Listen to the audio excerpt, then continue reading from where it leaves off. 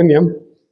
Net so voor ons begin, as ons enige kindertjies nog hierso het, die kinderkerk het vir my gevra, ek moet julle asseblief soontoe stuur, hulle het sweets pakkies en paaseiers, so as ons ouers het wat van sweets pakkies en paaseiers hou met 'n kindjie, dan kry jy sommer vir jou ook. Ja, kan vat, so dan kan dit oorbly vir my.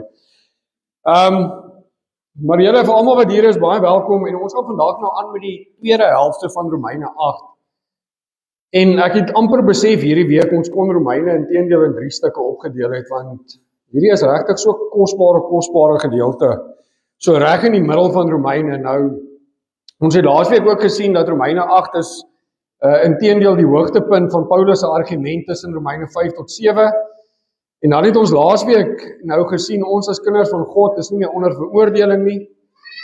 Ons gaan soms so 'n bietjie 'n botsing hê tussen die vlees en die gees, maar die wonderlike nuus is dat ons, wat ons lewens vir die Here gegee het, aangenome kinders van hom is, en so ook erfgename. Nou, vandag gaan ons bietjie kyk na die toekomstige heerlikheid teen die huidige lyding, en hierdie gedeelte pas my nogal perfek in die tydperk waarin ons nou is, en ons sal nou sien hoekom.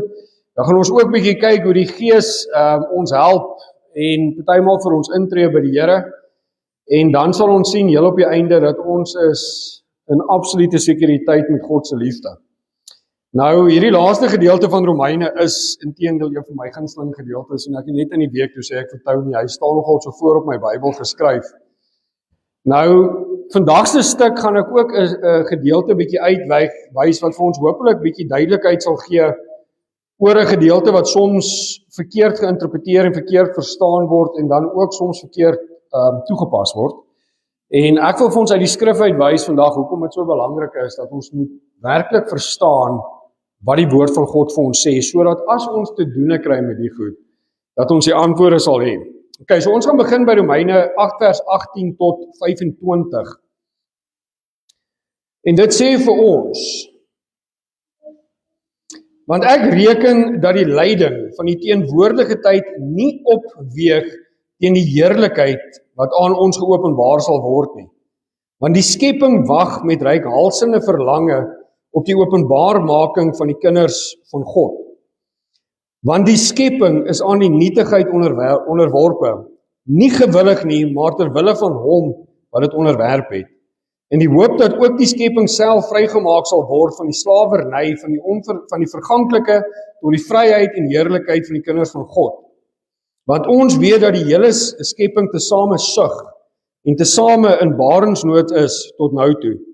En nie alleen dit nie, maar ons self ook, wat die eerstelinge van die Gees het, ons sug ook in onsself in aanwagting van die aanneming tot kinders, naamlik die verlossing van hierdie liggaam. Want ons is gered in hoop, maar die hoop wat gesien word is geen hoop nie. Want wat iemand sien, waarom hoop hy dit nog? Maar ons hoop wat ons nie sien nie, dan wag ons daarop in volharding. Jesus het ook op 'n punt gesê, dit gaan baie makliker wees vir die mense om te glo wat nie gesien het. En hier bevestig Romeine dit vir ons. Nou, Paulus sluit hierdie groot gedeelte van die brief af deur die finale hoop vir ons as kinders van God te beklemtoon. Nou, hierdie gedeelte is al 'n paar woorde wat ek nou vir julle gaan vra om uit te lig. Maar dit wys vir ons daar's 'n toekomstige heerlikheid wat vir ons as Christene wag. Soms gaan ons deur die lyding moet gaan. Ons sien uit na dit wat kom. Ons sien uit na die nuwe hemel. Ons sien uit na die nuwe aarde. En dan sê dit ook hier vir ons, die skepping word hier voorgestel asof dit wag en verlang na die openbaring van die kinders van God. Dit wil sê gelowiges wat volle die erfenis sal ontvang. Ons ken heiliglik nog net ten dele. Want die Here sê vir ons het 'n hoop. Want toe Adam gesondig het, toe gaan alles eintlik in 'n mate tot nie. Sonde kom in hierdie wêreld in, ons as mense word eintlik vervalle. En dan sê dit ook vir ons, ewen die skepping wag vir die tydperk waar dit alles perfek weer gaan wees. En dan sê dit dinge soos dorings en swaar kry het ingekom. Hoeveel keer beleef ons dit vandag? Paulus skryf ook waar hy sê, Here, ek het hierdie doring in my vlees. Maar dit sê vir ons, eendag sal die skepping uiteindelik bevry word van die gevolge van sonde en in heerlikheid herstel word. Nou ongelukkig vir ons wat kinders van God is, ons lewe nog in die tydperk voor dit gebeur, maar ons lewe nie sonder die hoop nie. Nou wat vir my so belangrik is, die tye waarin ons huidigelik lewe, sien ek, mense is besig om absoluut vrees te saai, deur en deur. Dit maak nie saak waar jy jou nuus vandaan kry nie, of dit op sosiale media is, of dit op die nuuskanale is, ons word oorweldig met vrees op hierdie stadium. En ek is seker, is nie eie aan my nie. Ons word so bang gepraat oor dit wat kom. Waar gaan die petrol wees, en waar gaan die kos wees, en die pryse gaan so hoog wees. Ons word elke dag oorweldig met dit. Die ironie van dit is, vrees kom nie van die Here af. Dis nie 'n taktiek wat die Here gebruik nie, dis 'n taktiek wat die vyand gebruik. En hierdie gedeelte sluit vir my so mooi aan, waar Paulus eintlik sê, julle ongeag, waar ons onsself nou bevind, hoef julle nie te vrees nie, julle hoef nie bang te wees nie, want ons hoop is nie in die verganklike en die tydelike nie. Ons hoop is in dit wat kom. En weet julle, dit is my hartseer, want ek sien Christelike organisasies, en ek wil dit amper half sê, Christelike organisasies, wat dieselfde taktieke gebruik om mense te probeer gryp, en mense te probeer vang, mense in hulle kerke te probeer kry uit vrees uit. Jou vrees moenie wees vir dit wat in die lewe gebeur nie. Jou vrees moet wees dat jy eendag nie 'n ewigheid saam met die Here gaan ingaan. Wat om ons gebeur, julle, dit is eintlik net tydelik, en weet julle, dit gaan dalk rof raak. Maar Paulus skryf in hierdie gedeelte, en hy sê, weet julle, dit is tydelike lyding. Dis eintlik, as ons aan die groter prentjie kyk, is hierdie van korte duur. Dit sal nie vir ewig so aangaan nie, maar inteendeel, waarsku die woord van God ons dat julle moet voorbereid wees op dit. Lyding is deel van die lewe waarin ons lewe. Lyding is deel van die wêreld waarin ons lewe. Ons gaan dit ongelukkig nie vryspring nie, want dit sê vir ons die skepping homself sug soms, as gevolg van die vervalle wêreld waarin ons lewe. Ons sug ook, maar ons sug nie sonder hoop nie. Ons sit nie in 'n hopelose toekoms en kyk en weet nie wat gaan vir ons gebeur nie. En weet julle wat? Al hierdie pyne waardeur ons gaan is nie verniet nie. Dis nie die einde van ons storie nie. En baie mense probeer deesdae hierdie beeld skep dat nou is dit verby. Geen meer hoop nie, geen meer toekoms nie. Julle, wat gaan van ons kinders word? Ons hoef nie te bekommer oor dit nie. Want dit wat van ons kinders gaan word is in God se hande, nie in ons nie. Nie een van ons kon bepaal ons sit vandag deur ons eie goeie werke nie. Die Here het dit bepaal. Julle besef, daar kom eendag 'n heerlikheid wat al hierdie lyding, al hierdie pyn gaan oortref. Hierdie is van korte duur, dit is nie tydelik. So ek wil julle eerstens vra, as ons in die eerste gedeelte in Romeine kyk, moenie hoop verloor om die wêreld vir julle sê, ons sit in 'n hopelose omstandigheid. Moenie hoop verloor om die wêreld vir julle sê, die petrol gaan so hoog wees, daar gaan nie voorraad wees, daar gaan nie kos wees, daar gaan nie. God is ons voorsiener, nie die wêreld nie. Hou vas aan die hoop, want hier sê Paulus ook, dis daai hoop wat ons nog nie sien. Maar ons dien nie 'n hopelose God nie, en nou kom ons by een van die kosbaarste gedeeltes in Romeine 8. Vers 26 tot 30. En so kom ook die Gees ons swakhede te hulp, want ons weet nie reg wat ons moet bid nie, maar die Gees self tree vir ons in met onuitspreeklike sigtinge. Dis die derde verwysing hier na sug of sigtinge. En hy wat die harte deursoek, dit sal God wees, weet wat die bedoeling van die Gees is, omdat hy ooreenkomstig die wil van God vir die heiliges intree. En ons weet dat vir hulle wat God liefhet, alles ten goeie meewerk vir hulle wat na sy voorneme geroep is. Want die wat hy van tevore geken het, die het hy ook van tevore verordineer om gelykvormig te wees aan die beeld van sy seun, sodat hy die eerstgeborene kan wees onder baie broeders. En die wat hy van tevore verordineer het, die het hy ook geroep.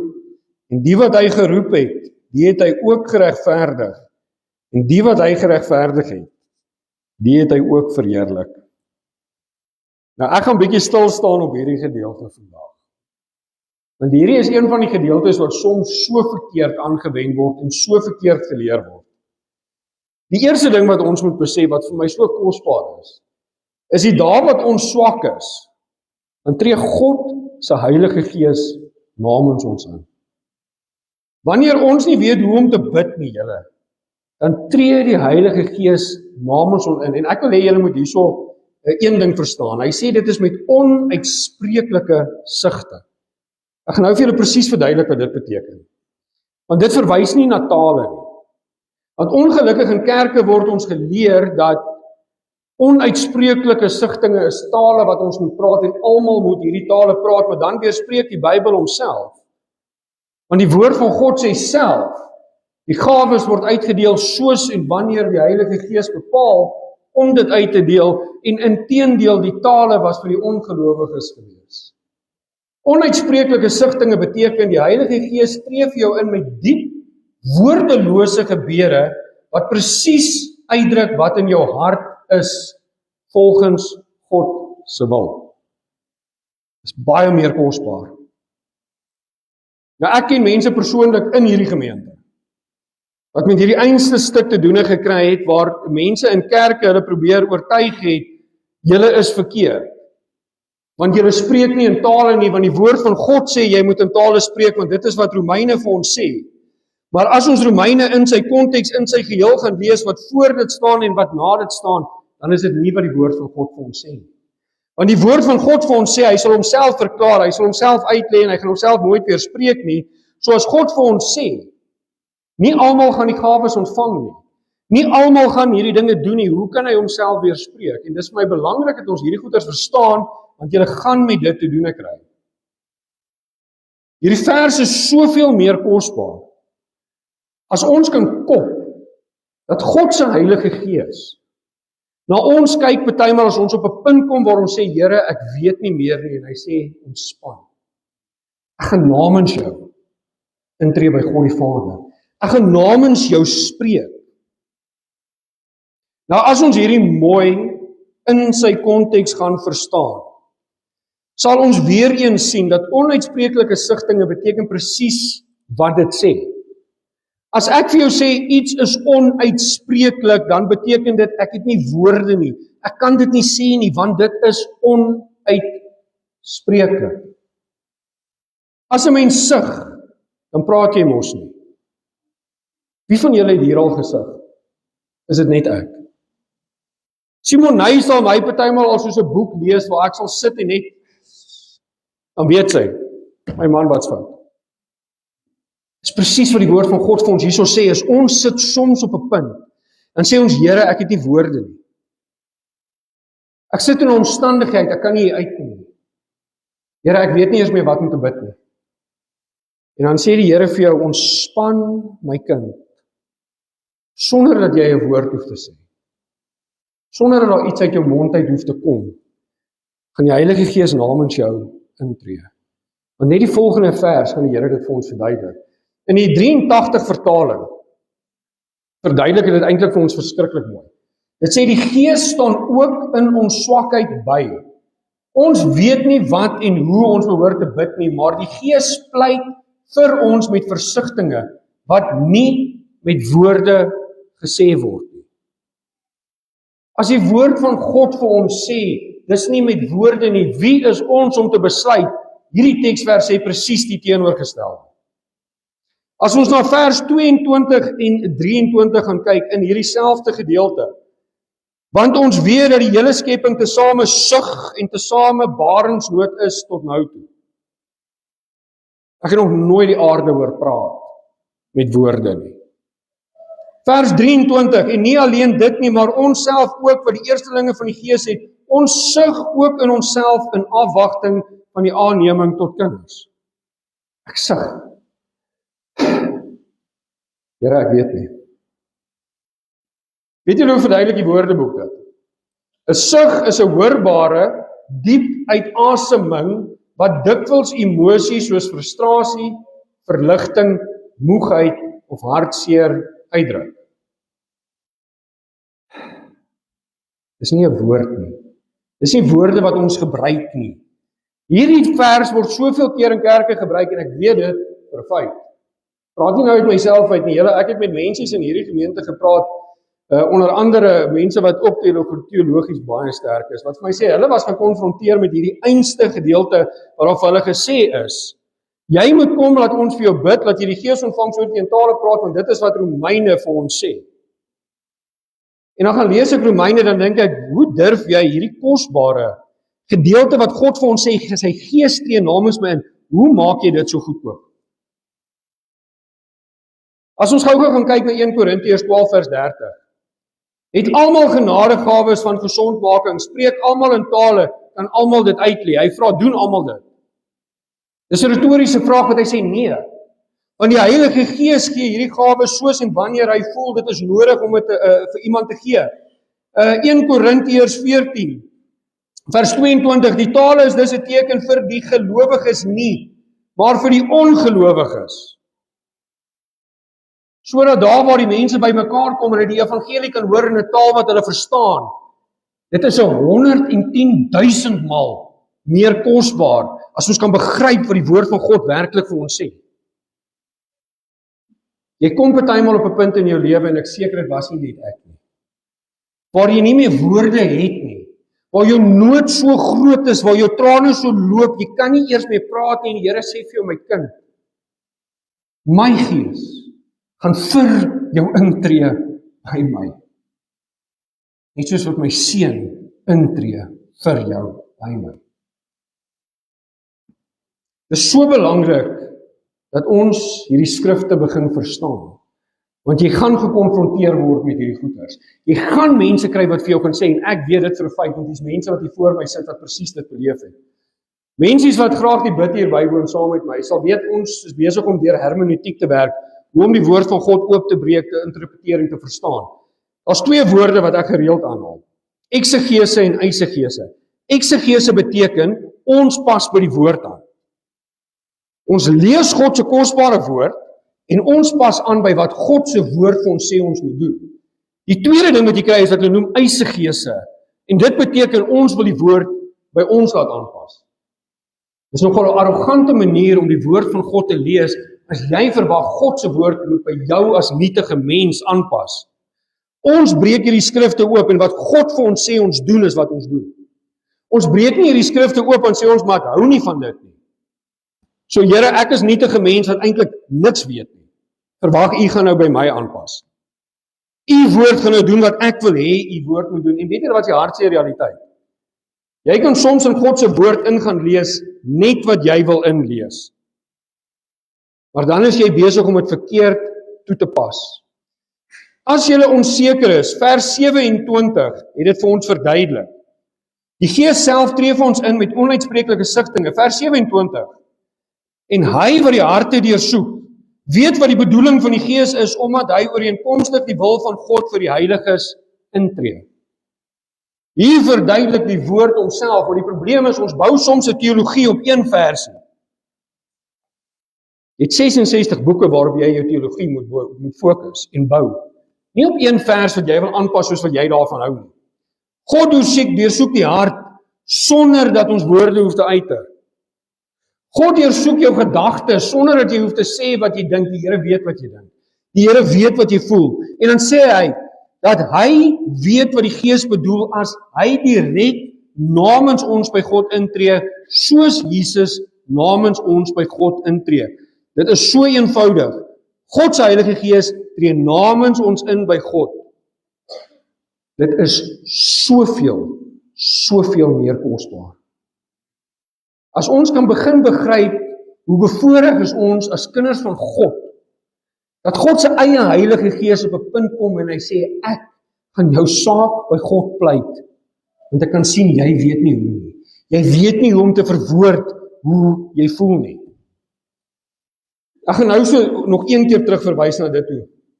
Maar as ons na vers 28 toe gaan, en ons weet dat vir hulle wat God liefhet, alles ten goeie meewerk, vir hulle wat na sy voorneme geroep is. Die eerste ding wat ons van daai teksvers moet verstaan is, dit gaan nie oor aardse gemak nie.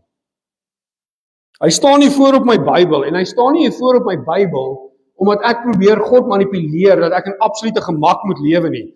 Want die belangrikste ding wat hierdie eintlik vir ons sê is, dit sal ons lei na gelykvormigheid aan Christus toe. Dit sal ons help met 'n dieper verhouding met God. Dit sal ons help om vrugbaar te wees vir die koninkryk, en uiteindelik gaan dit ons lei na verheerliking toe. dan het alles ten goeie meegewerk.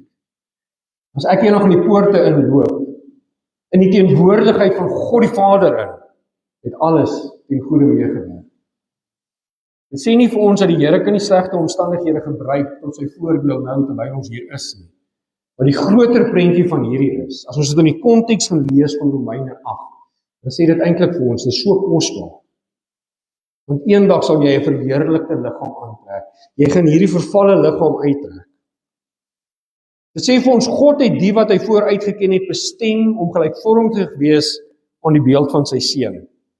En die vooruitken dui op God se besonderse liefde en keuse. Hy ken jou, hy het vir jou bestemming. Hy het jou geroep, ons het nou in Romeine gesien, jy is geregverdig. Eendag sal jy verheerlik wees. Dit is die eindeinde waartoe ons werk. Want Paulus sê vir ons, soms gaan ons bietjie moet ly, soms gaan dinge bietjie moeilik raak, maar kyk verby dit. Kyk na dit wat kom. Nou gaan ek net gou so vlugtig weer gou stil staan.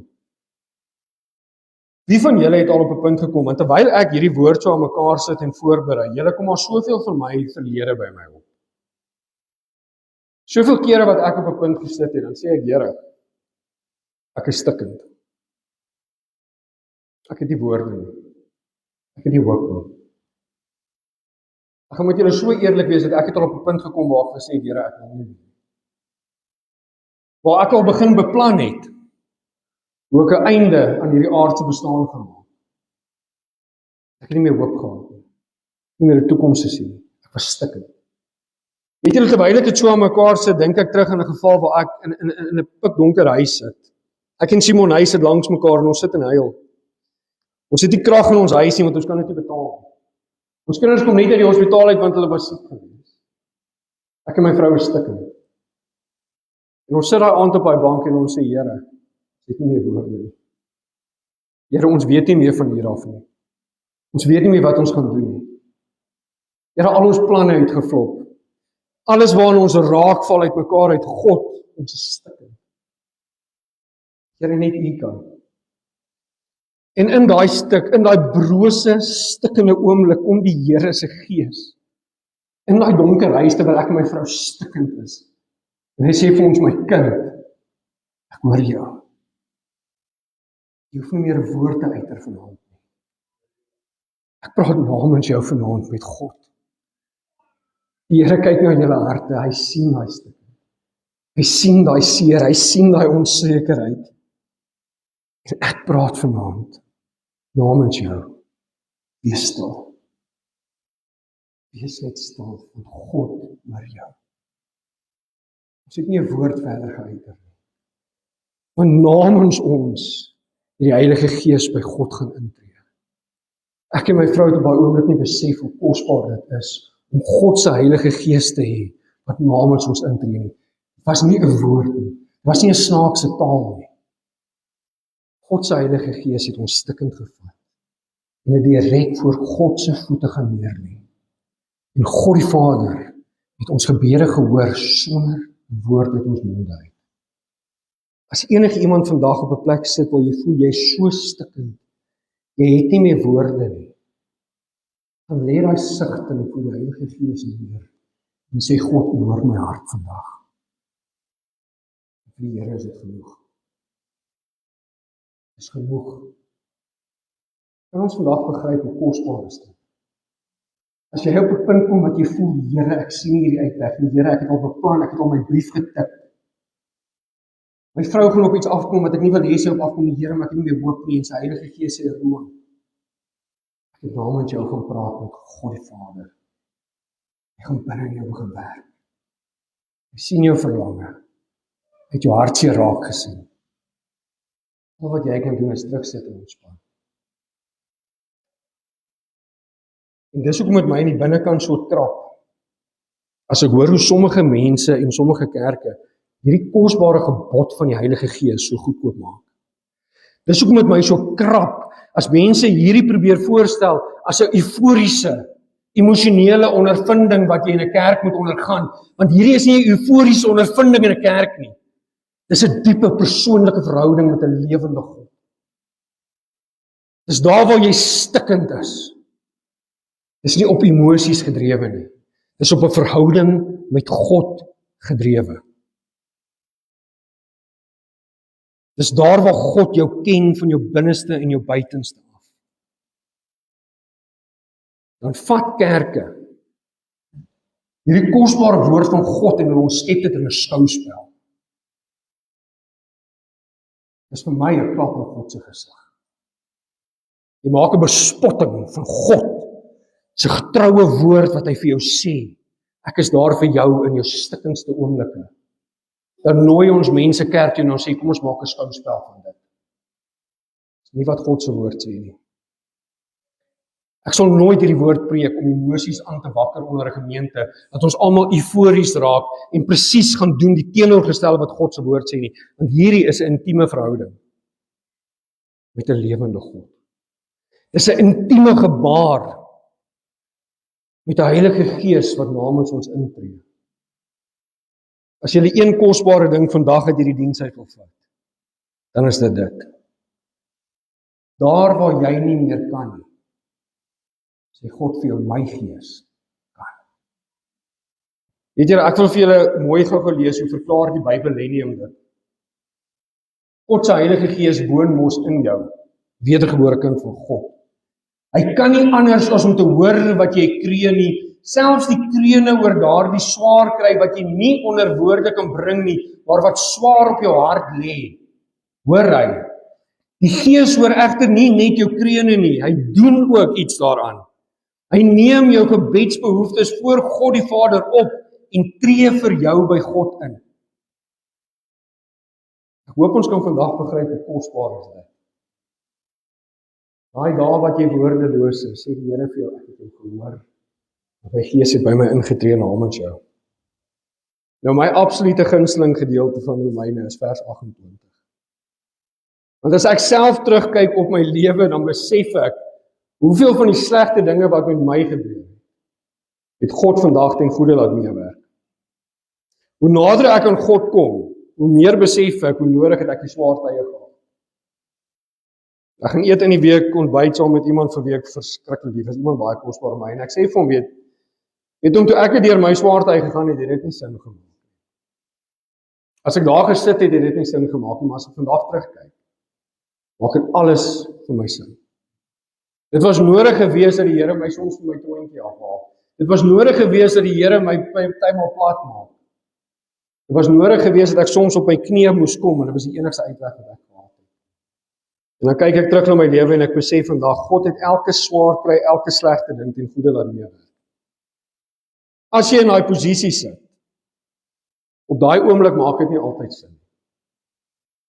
As jy in daai gat sit en jy sien nie die uitkoms nie, maak dit nie altyd sin nie, maar ek wil julle vandag bemoedig, dat ek is nie die enigste persoon wat vandag kan getuig dat die swaar tye het my nader aan God gekry, het my geloof versterk, en as ek vandag terugkyk en besef ek hoe kosbaar was dit eintlik gewees, want volgens God se wil, het hy dit ten goeie laat meewerk.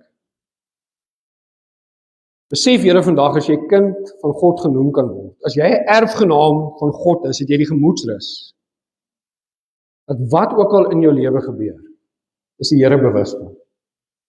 Niks gebeur buite die wil van God nie.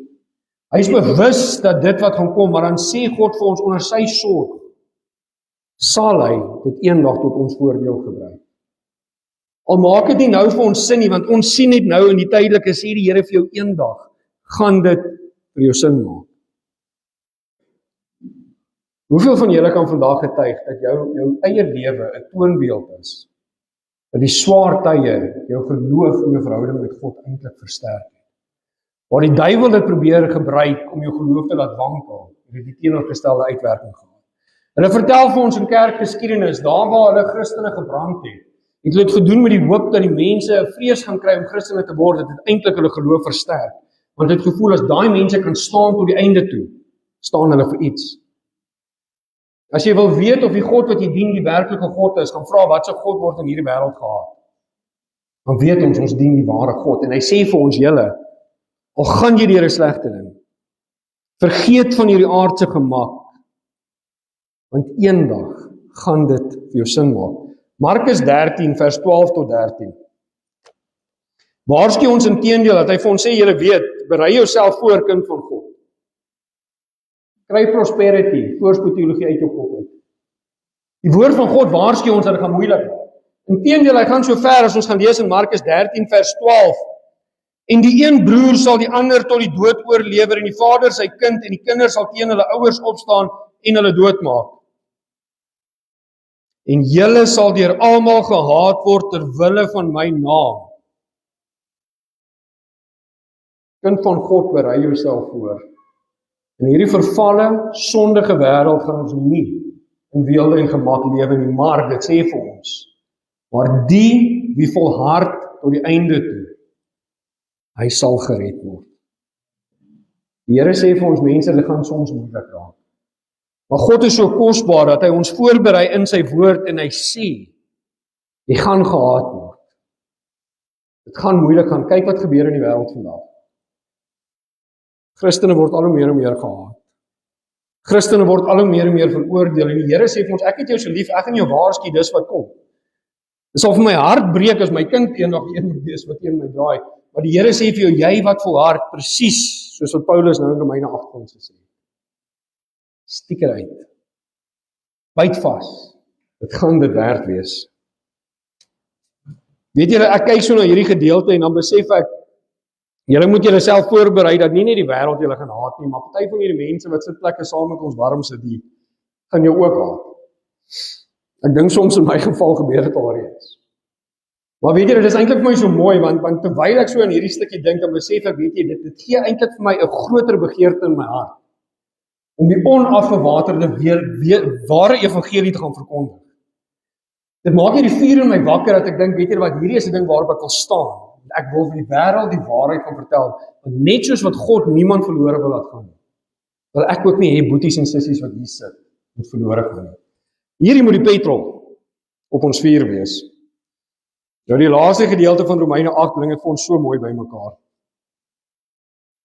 Want sal ons dan van hierdie dinge sê, as God vir ons is, wie kan teen ons wees? Hy wat self sy eie seun nie gespaar het nie, maar hom vir ons almal oorgegee het, hoe sal hy nie saam met hom ons ook alles genadiglik skenk nie? Wie sal beskuldiging inbring teen die uitverkorenes van God? God is dit wat regverdig maak. Wie is dit wat veroordeel? Christus is dit wat gesterf het, ja meer nog. Wat ook opgewek is, wat ook aan die regterhand van God is, wat ook vir ons intree. So kosbaar. Wie sal ons skei van die liefde van Christus? Verdrukking of benoudheid of vervolging of honger of naaktheid of gevaar of swaar? Soos geskrywe is, om u ontwil word ons die hele dag gedood. Ons is gereken as slagskape, maar in al hierdie dinge is ons meer as oorwinnaars deur hom wat ons lief gehad het. Want ek is verseker dat geen dood, lewe of engele of owerhede of magte of teenwoordige of toekomstige dinge, of hoogte of diepte of enige ander skepsel ons sal kan skei van die liefde van God, wat daar in Christus Jesus ons Here is. Julle, ons gaan die naweek na hierdie kyk. Dit is kosbaar om te weet, maak nie saak met ons gebeur nie. As God vir ons is, kan niemand teen ons wees nie. Niemand kan ons aankla nie, niemand kan ons veroordeel nie, net so kan ons mekaar ook nie veroordeel nie, want dit sê vir ons, Christus het gesterf. Christus is opgewek. Christus sit aan God se regterhand en Christus tree vir ons in by God. Kind van God is kosbaar. Christene word nie van die lyding gespaar nie en Paulus sê vir ons selfs die dood.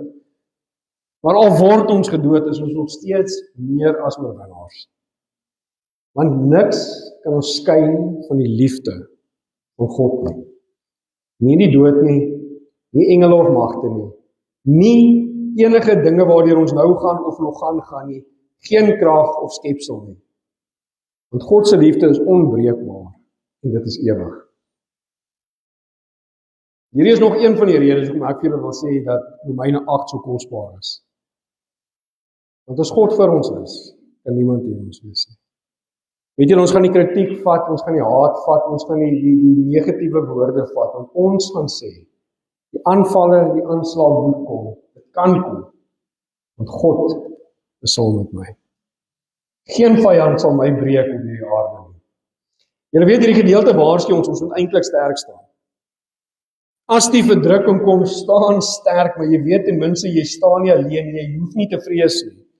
Want deur die verdrukking sal ons as oorwinnaars uittreë. Ons sal eendag uittreë en terugkyk en sê, die Here was saam met my. Hy het my deur hierdie tydperk gedra. Julle en ek wil weer eens by julle pleit, moenie mislei word die teologie wat julle leer, health, wealth en happiness nie. Want Paulus noem 'n paar dinge hierso. Verdrukking, vervolging, honger, gevaar en selfs die dood. Dit klink nie vir my soos health, wealth en prosperity. Dit klink vir my na die woord van God wat vir ons sê, wees voorberei dat jy sal gehaat word, moet jy my kind genoem is. Maar deur al hierdie dinge is ons nog steeds oorwinnaars en mensies, dis nie deur ons krag nie. Dis deur die krag van die Heilige Gees wat binne ons is. As jy ooit voel jy is dalk nie geliefd nie, sê hierdie gedeelte vir ons, God het jou lief. Die Here Jesus Christus het jou so lief, dat hy namens jou intree by God.